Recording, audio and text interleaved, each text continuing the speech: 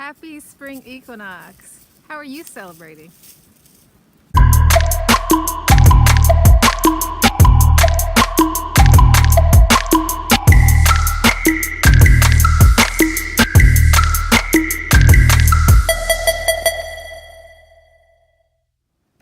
Hi, it's Laura Giles with Pan Society, and I'm here with Khaleesi.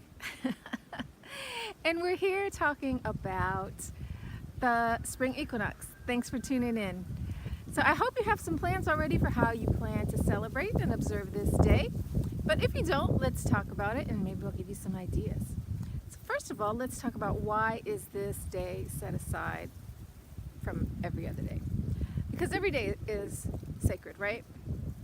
So we set aside this day because it's kind of a reminder to tune in with the seasons. And on this day, the days and the nights are of roughly equal length. And it's also spring.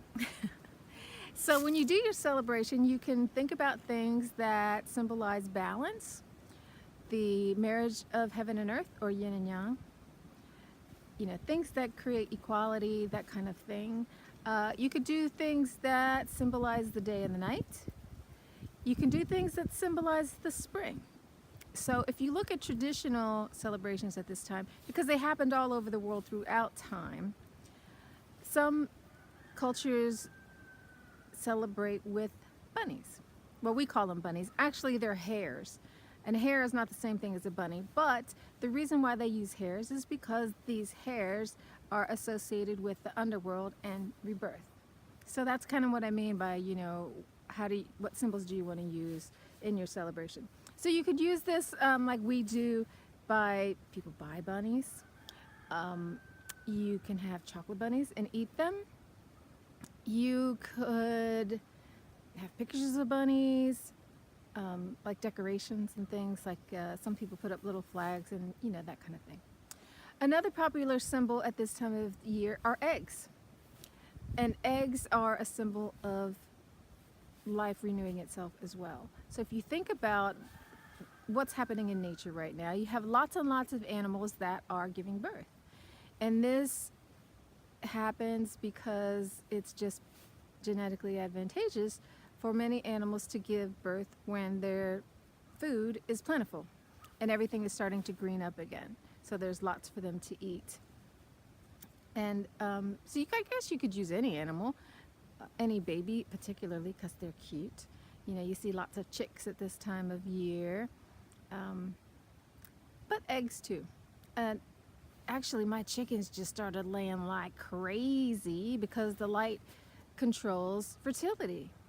So maybe that's another reason why we have eggs all over the place, because they're just plentiful. If you're in Richmond and you need some eggs, hit me up. Another thing that you could do is clean. So if you've been cooped up in the house and it's been cold and now you're just kind of itching with that spring fever and you want to keep things clean and, you know, get rid of all that stale energy, that's a really good idea because we have more energy now. You know, the yang energy is coming in and that gives us the desire to do things. So cleaning is a good idea. You can always have a feast. All of the holy days incorporate a feast. Sometimes they're a small one, like with the Promise of Spring, and more family oriented, and sometimes they're bigger ones with the whole community. So however you'd like to do it, food is love.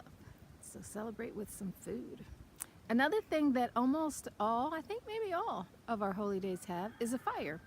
And sometimes it's a big one, and sometimes it's a small one. So for spring, a bonfire is in order, if you like that.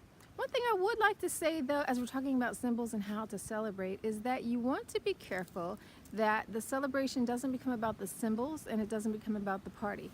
The whole reason for having a holy day is to remember the sacred, to touch base with nature. And if it becomes about a party, then you're kind of losing the point. So think about Halloween. We call Halloween Ancestor Day because we want to focus on the ancestors. That's what it's all about. The veil is open and we have the ability to tap into that. But if you look at the celebrations now, they're secular. People get dressed up and they drink and they party, and it's just not really very sacred anymore. So you just want to be careful that as you're doing your celebrations that it is something sacred.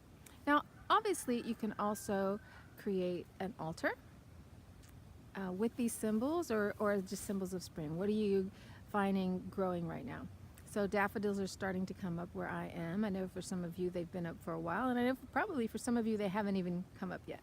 But so daffodils, tulips, holly is still nice and beautiful and green. You can use that on your altar. You can use candles in the colors of spring, which I guess it depends on what you think the colors of spring are. Maybe white, yellow, orange, purple, something like that. Or just anything that touches your heart and says, yay, you know, this is clean, this is rebirth, this is transformation, all these things are happening, whatever makes you feel good. So I'd love to hear what you're doing for the spring equinox, and I hope you have a beautiful one. Don't forget to like, share, and subscribe, and I hope to see you on another Pan video. Ciao.